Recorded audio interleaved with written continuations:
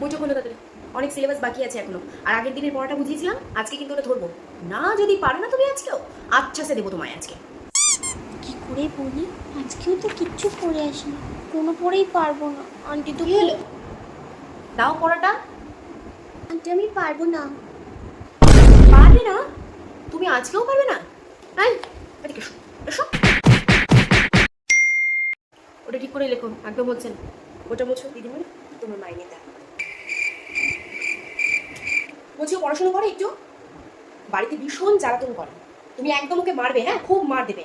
আর ওর বাবা তো বলেই দিয়েছে, পড়াশোনা না করলে একটু মার ঢুকিয়ে একটু দেখো। হ্যাঁ হ্যাঁ হ্যাঁ, একদম খুব ভালো করে পড়াশোনা করে, খুব খুব একদম লক্ষ্মী মেয়ে। বেশি ওর পিছনে বকতেই হয় না, মারধর করা যায় বলো?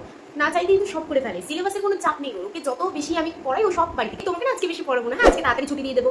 যেহেতু তোমার অনেক সিলেবাস কমপ্লিট আছে না, আজকে তাড়াতাড়ি ছুটি। হ্যাঁ।